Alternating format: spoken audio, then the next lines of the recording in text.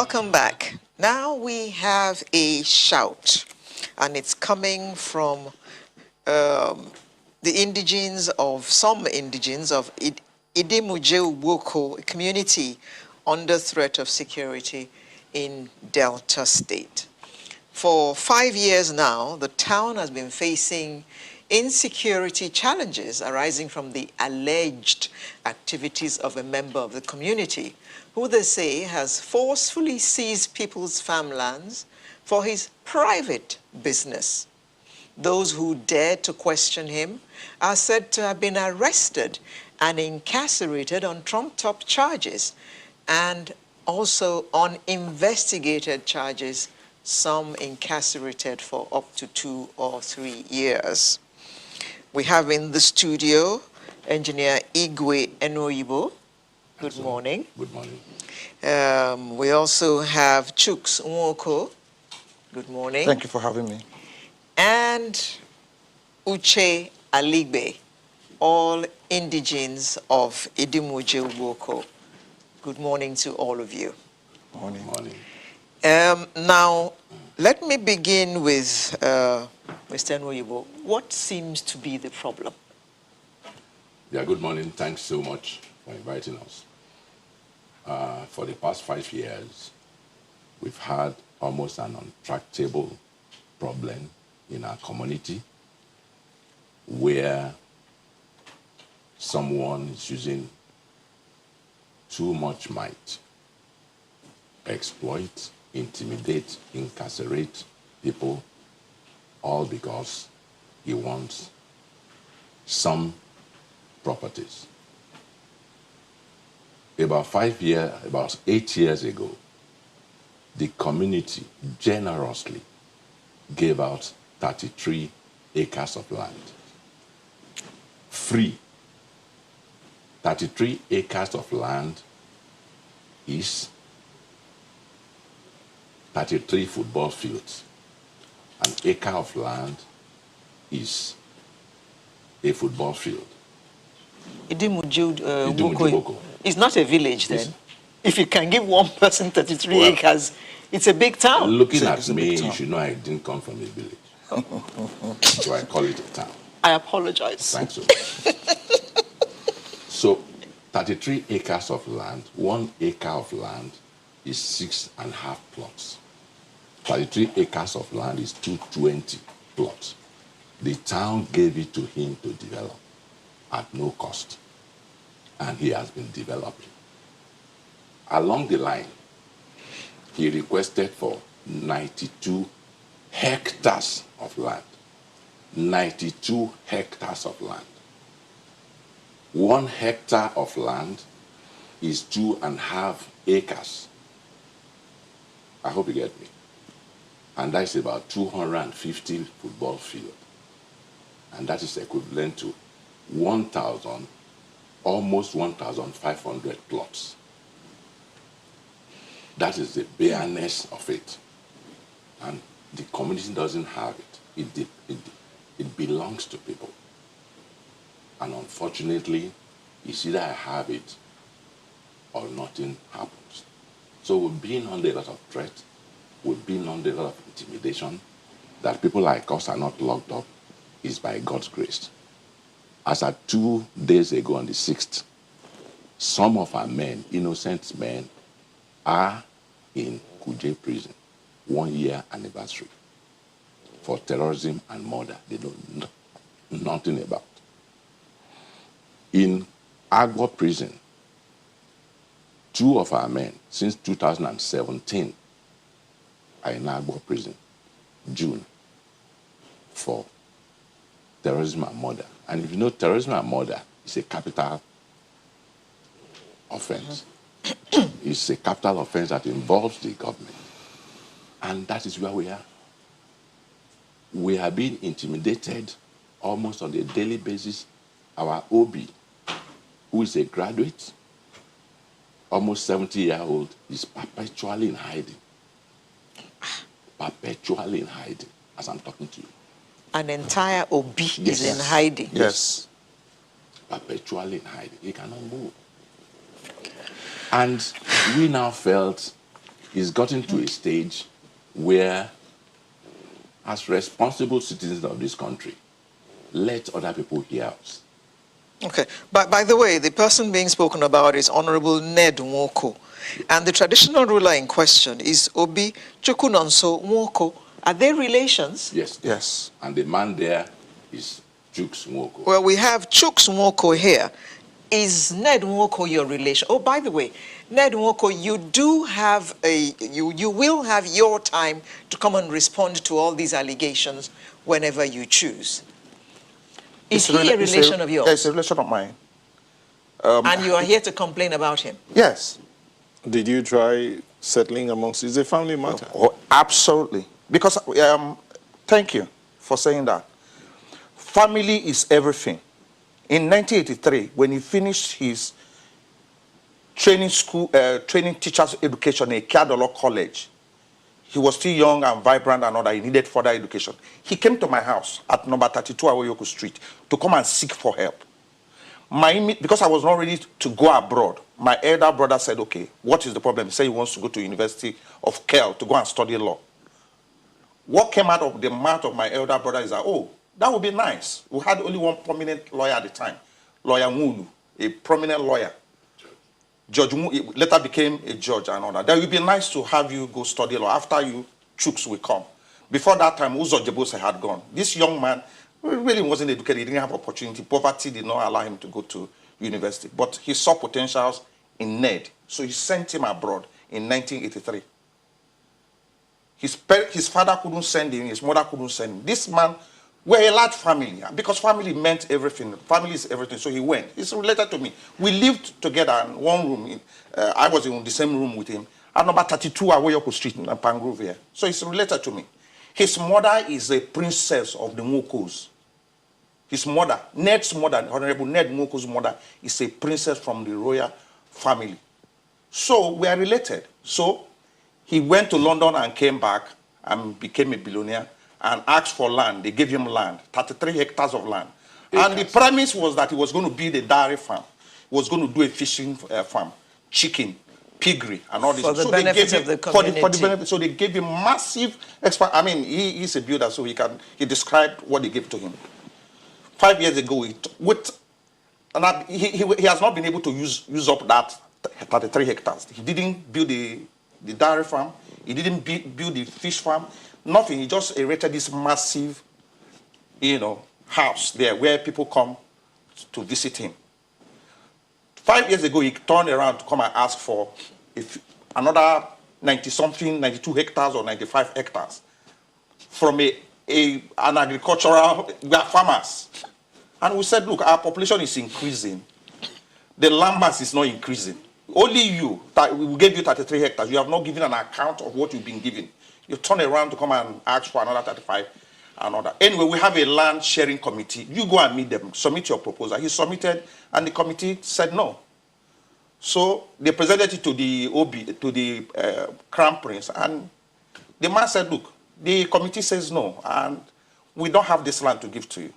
And that's the cross of the matter. So it's been, the major word is the intimidation and the bullying that is bullying us, using the police to raid the town, arrest people, charge them on travel charges, and without investigation. And I have had cause to be somewhere on social media where I have cried out to say, look, President Buhari in 2019, June 12th, he said that fellow Nigerians, the government will not tolerate actions by any individual or groups of individuals who seek to attack our way of life, or those who seek to corruptly enrich themselves at the expense of the rest of us. We will crack down on those who incite ordinary citizens, who incite ordinary citizens to violence and unrest. We will ensure that such actions are met with strong arm of the law. That was in 2019. If you remember, the day he named the National Stadium in Abuja after Abiola, that's the last paragraph of that speech. Now, I have gone to social media to address the president. Look, I know you have too many things on your plate, but these troublemakers might not be known to you. Ned should be known to you. I'm calling his name. He's related to me. We tried to settle this thing within the family. It hasn't worked. Within the town, it hasn't worked. At the state level, the traditional heads in the place have tried their best. But this man won't listen to me. So he's related to me. Have you gone to court?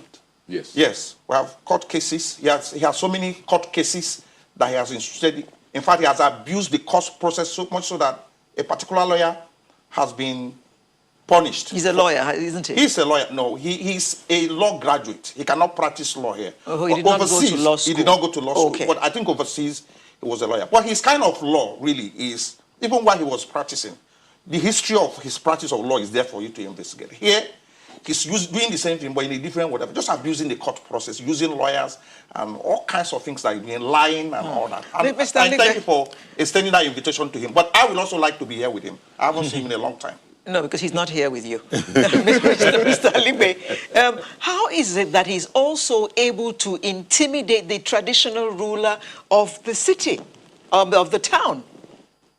That is the problem. Thank you very much for also having me here. The first is, you can only intimidate me if you have an assistant somewhere. Otherwise, man to man, no. He cannot intimidate the traditional ruler because that is a full-fledged man who has made his mark everywhere. Okay? But when you now have behind you the police force, virtually at your beck and call, you can do anything. Are you sure he has the police force behind him? Can I say a few things then? First of all, we are talking of land. This man, like you've been told, was given the one he was given. Even though we said no, dairy farm, you are giving him this, he's not likely to do this because our climatic condition is such that it cannot be done. Okay, but you know, the euphoria of, oh, our son in the House of Reps and so on, let's give it to him, so to say. They gave it to him. 15 years after, nothing except a residential house in the place. And then you come in again and you ask for, well, they just played it down. He asked for 90 hectares to do a golf course in the village. Then he turned around and put in another letter asking for 2 kilometers by 1 kilometer size of land because he says he wants to develop a university. He's asking for all of them free of charge. He put in this letter on the second letter came in on the 23rd of March. By 28th of March 2015, I am saying 5 days after, he pulled in bulldozers, supported or protected by people in police uniform and police paraphernalia. What I mean is police van, police gun, and then in uniform. Maybe they're not policemen, but for us, we can't tell the difference. You see what I'm talking about? They supervise the bulldozing, which continues up till tomorrow. The only young man who was bold enough to go in there into his farm to say, what are you people doing? It was the same police that arrested him, took him and charged him for what? Attempted murder. A golf course. Yes. Surely it will bring fame to your community. Yes. Because golf players are supposed to be big people and they'll be coming to play with him and spending money in your town. It is not so. Can I say this? I don't want to look at... To help the economy of the town move on. Yes, I don't want to look at yes and no of a golf course in Edemujo. There is one in Asaba. We want to know how much it's doing. There's even one in Ogara. We want to know how much it's doing. Look, you are talking golf players are people who go to where there is peace, who go to where there is affluence. There is no peace. Delta, as a whole, you know that. Even if there was, they don't think there is. You have nothing to keep any golfer. The first 200 golfers in this world are all whites. Even the black one that is inside there says he's a white. You know that. But let's leave that alone. Even if you are going to do that, are you going to do that on the grave of those who own land, who earn their living from those pieces of land? Because you want the town to say it has a golf course, therefore everybody else will die? I mean, it does not make sense. It does not make sense. And I kept asking him, where are you going to get this land? Because we don't have it. That's it. Talking about how is he using the police, I told you the first thing. The second is that they talked about cases. Cases. How can the police come in because somebody has sent in a petition listed names. And when they list, even if it's 30 names, they put below it others. So that from time to time they can accommodate more names, and they just raid the place and arrest them without investigation, without anything. And we're asking, how is he using the police? The police is surely behind him. Each time we have a problem and you go to report to the police, somebody will say, let's wait. The young ones, the youth, when they go there to report, this is happening in the community, they check. This man's name is on the list. You who have come to report will be remanded for a different petition. That is what he's doing with the police. And a lot more. And that is why we can say that even our natural ruler is in hiding, because the police is after him everywhere. Okay, we'll go on a quick break. We'll come back to continue this conversation. Do stay with us.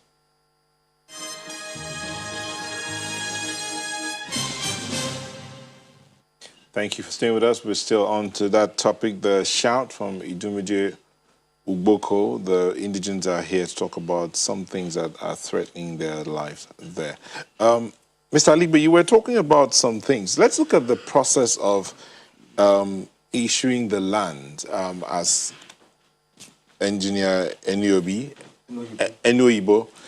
mentioned earlier. He talked about 33 acres of land given, and now he's asking for 92. What's the hectares? What's the process of giving land to an indigent of the soil who wants to develop? Thank you very much. Let's go. I am saying this because sometime I was the President General of the Union, and the Union is supposed to be superintending the allocation of land in that part of the town, because we call it development land. That's one. Second, I can also tell you, because I've had the opportunity of applying and going through the process of land allocation. So what I tell you, I have documents to also show, in case you need. What you do is, you want land, you apply. First of all, we said that area was supposed to be for just projects, development. And therefore, what you required at that point in time was that you applied for land, you talked about the portion, the kind of parcel of land you needed, you told us what you wanted to do with it, you showed us evidence in terms of feasibility report and so on, for us to study and know that this is genuine. Okay? Then we will discuss it. Do we have it? Yes, we have it. So let's give it. At that time, we were giving it free, but on condition that 3 years, that's what you have to get on developing. If you don't, it reverts to the community. That's laid down. Now, 33 hectares, well, they say that acres. I can tell you it is hectares. Hectares. He applied, the community gave it even without the union knowing. They said he was going to do a dairy farm. And when the union got to know about it, I was President General then. I went to them and I said, hey, wait a minute. What is this portion of land for? Because people had applied in the past and we said, this thing you are asking for is too much. We are going to eat into farmers' land. And they said, look, it's for this. And we said, no, we didn't get any feasibility on it. We don't know about it. In any case, because I did agric, I can tell that you can't do a modern dairy here, irrespective of the fact that there is a professor of agriculture in the royal family there. And we said, no, we don't accept. We argued it in an open meeting, and it was obvious that it was an error. But the OB then said to me, please, we have done it, we have done it. He has 3 years to do this. If he doesn't do it, it will revert. Since you say he cannot do it there, let's believe he cannot do it. After that, he comes back. And I tell you that for 15 years, he did nothing. Okay? How to get it back, I don't want to get into that because it will become a little messier. Now, 2015, he applied for this. First of all, he wrote for 90 hectares. He wanted to join to his 33 to do a golf course. 16th of March, 2015.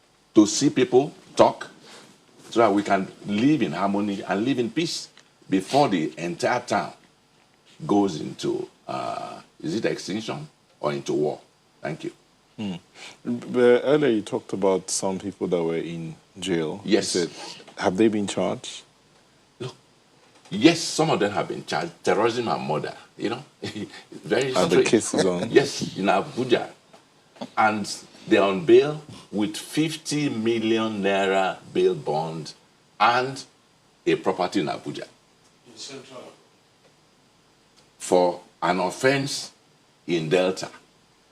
Ask yourself, we don't want to go out, I'm not a lawyer.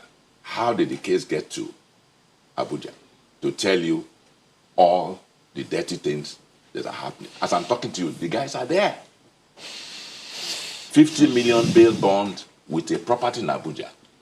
Is it achievable? It is just to let them stay there almost permanently. And since 2017, January 17, June, another 2 innocent human beings are in Agbo prison. In fact, it's sad. When you say terrorism, murder, you are as if you are giving them a death warrant. Do you get it? It's not a bailable offense. Is the state governor aware of all this, Chooks? Yes. You say yeah. I want to assume that he's aware of it. I believe so because we have had occasions, if not more than once, the governor has been to the place to launch a Gabriel Obeche's project, and the governor and the current OB, they were schoolmates in Edo College those days and all that. And the OB should be able to cry out to the governor. But we're crying out to you and the president and the governor and everybody. The truth of the matter is that the system has been compromised by this billionaire, Honorable Ned. The truth of the matter is that the name Nwoko was the wealth that we inherited. Then we had peace, then we had joy in our spirit. If we had 10,000 naira, it was enough for us. But this billionaire has come. And by the way, talking about being a billionaire, Ned, he enjoyed the benevolence and the kindness of the Nwokos, because before he became a billionaire, this is him when he was living in my house.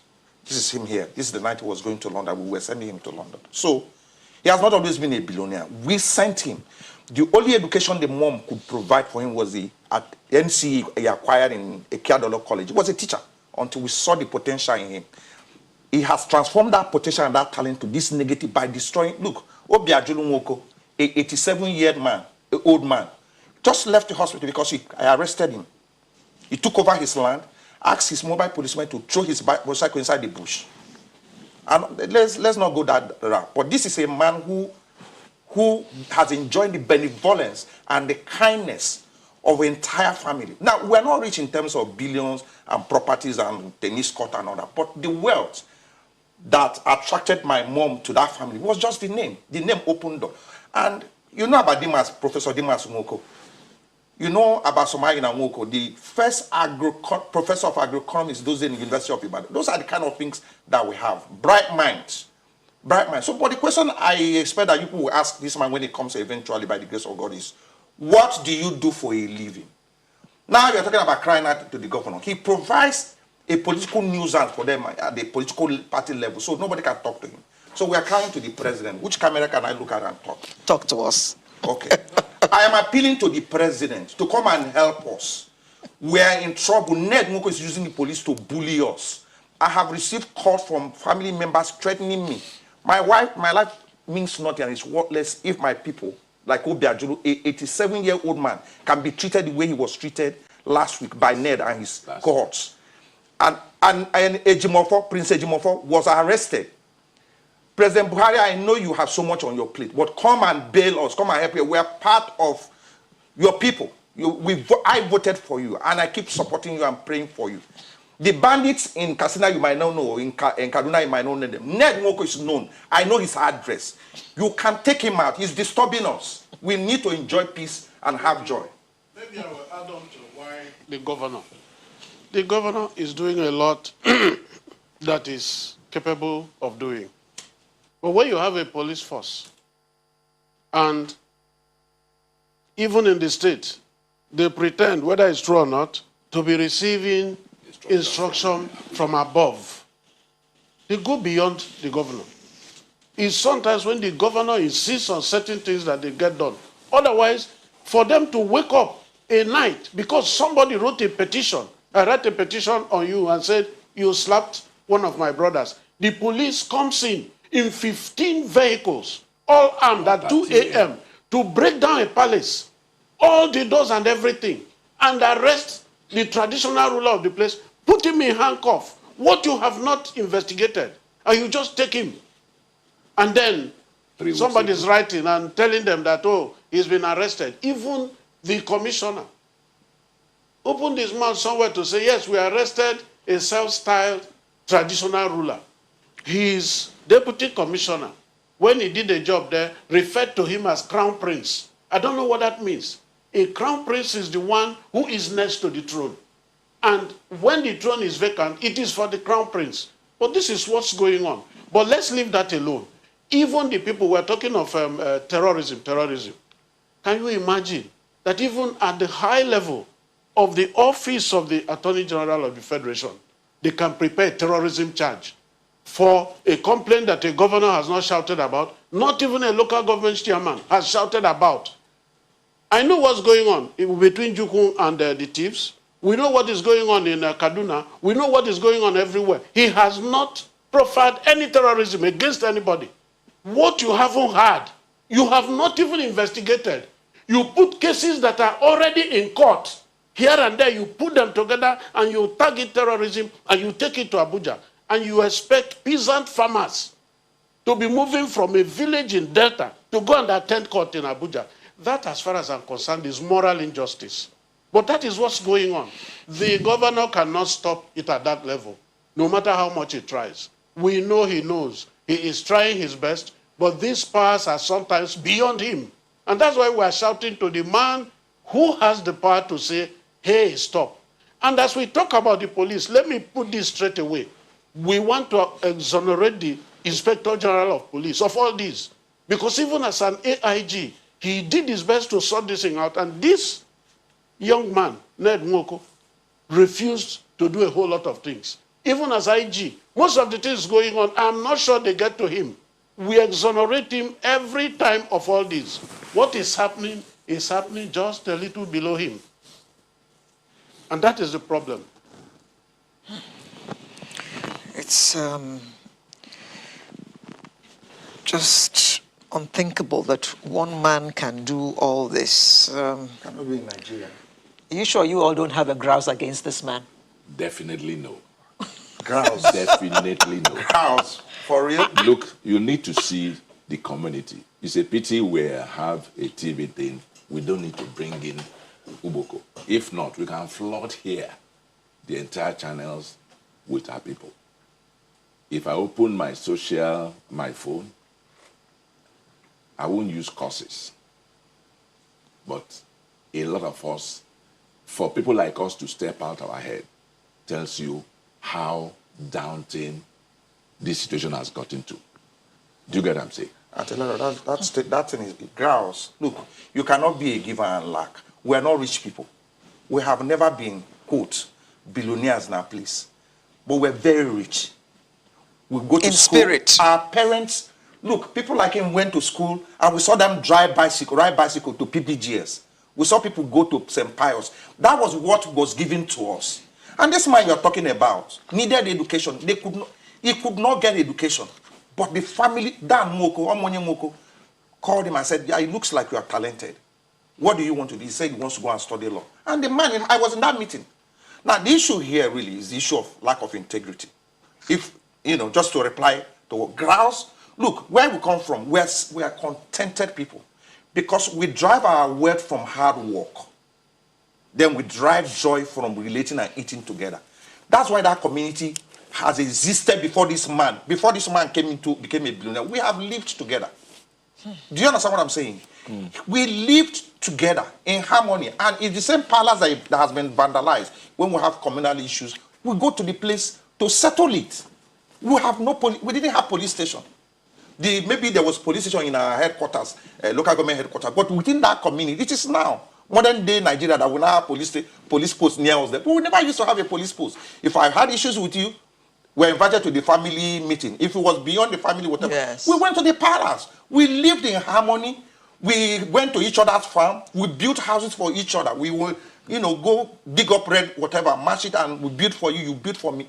We're communal people. We lived in peace until the emergence of this greed and this self-centeredness and this pattern that has followed this man, pattern of bullying people to take their whatever. That's what we're dealing with. It's not grouch. Okay. Come on. The things that he said he wants to build, talked about the university, talked about the golf course. These are things that will benefit your community. The motivation you don't know about it. We are not against development at all. We appreciate, we welcome it. Go through due process. Exhaust the 33 acres you have. That is our ground. Exhaust it. Tell us and use it for the purpose you said. What else you need. I mean, don't get carried away. I'm an educated person. I'm an engineer. Exhaust the 33 acres you have. Tell us what you need extra to make up what you want. There are due processes, and he had been eloquent enough to tell you processes of. We are talking of process. We're not talking of acquisition. Nobody's against development. It's going to be a beauty. I have a home there. All of us here have homes there.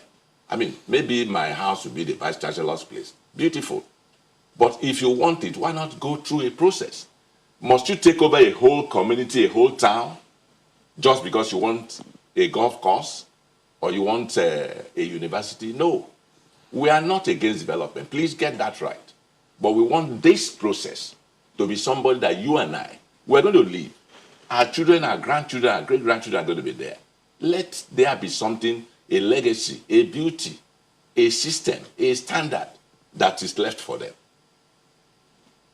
I want to end up somewhere by assuring you of this. I'm happy you have invited him, he will come. He will give you an impression that some group called Izwani gave him land. He will brandish some letter. Our natural ruler has never written to anybody, I give you this. He signs, the process allocates land to you. How he manufactured that letter, which has a lot of inconsistencies, that is his own. But even that same natural ruler wrote 3 letters disowning that thing he was carrying around.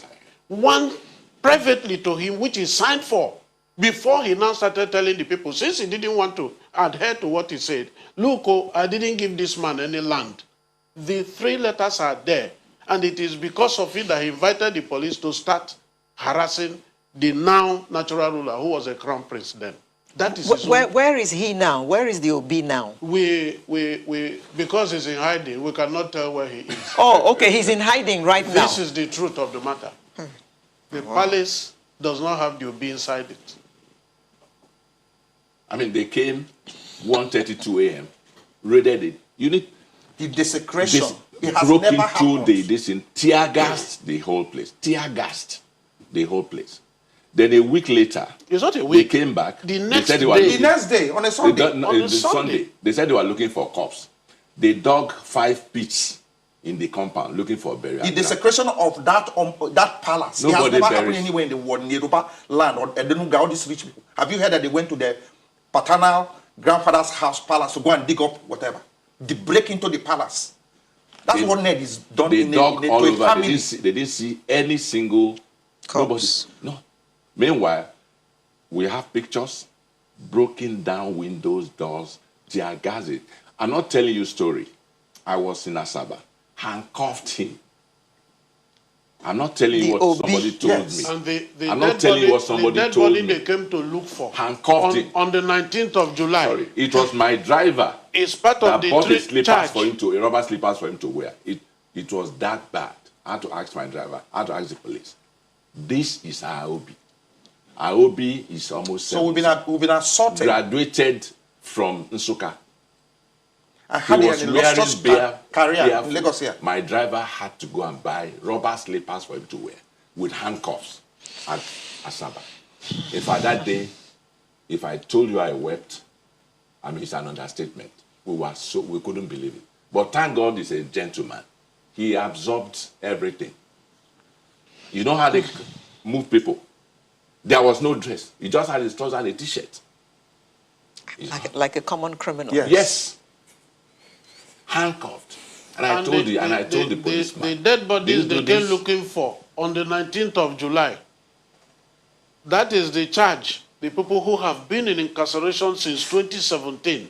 That is the charge they're facing. Somebody was killed. Who is this person? Where is it? Where is the body? What happened to him? Let's even see. Let's know that somebody died. Let's know what killed him. Let's know who killed him. For 3 years. Once they get a holding charge and the people are in there, then investigation can take forever.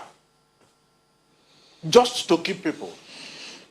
I mean, and that's as we are sitting here, they have so many spurious charges against various people. We can even be living here and you hear that the police has rounded 3 people up. And then they're taking them to Abuja because there's a petition saying that whatever. And nobody's asking question. You report, nothing happens. I mean, that's the problem. That's the folio of the community now. In case they bring you, attach you to me for interviewing me. So that's the law that we are also at risk. So I'm just warning. That's the law. I'm just warning because one that's a version of law that Omonye paid for to send him to go and study law so that the community will be blessed. It would be nice to have it. That's a version of law that he went to study from. So Sam Wasborn says, so sad watching this interview. The police is supposed to be on the side of the law. The collective will of the community should be greater than the will of one individual. Well, future governor says, where is the evidence or videos to back the demolitions? I am sure sure they have them. In fact, they say they're on the internet. Please, who is terrorizing that community? This is from Adams Dean. Who is terrorizing? Well, they've been shouting his name all day. Honorable Ned Nwoko. Using proxies. Well then. Well, we just wish you all the best my younger sister in this called me the other time, in case if I get arrested when I leave here. It's okay. My younger sister actually called me. She's been intimidated, but she's also on my matter that he's not going to go and beg Ned to release me by the time he lays his hand on me. So, but I'm here. I'll step out soon. So whatever he wants to do with me, no wahala. But we'll be nice to him, you know. Okay. Well, we'll hope to get Honorable Ned to come and answer. Yes. Exactly. Come and respond to all this that has been said against him. We will expect him to show up here and tell us his own side of the story. And we wish the community of Edemujo all the best in sorting out this thorn in their flesh, this matter which they have brought to national television. I'd like to thank Engineer Igwe Enoibo, Mr. Uche Aligbe, and Mr. Chuks Nwoko, who happens to be a relation of the said Honorable Ned Nwoko. All indigents of Edemujo. Thank you all very much to bring this to the consciousness of Nigerians. Sunrise will be right back with the home stretch in just a moment. Please stay with us.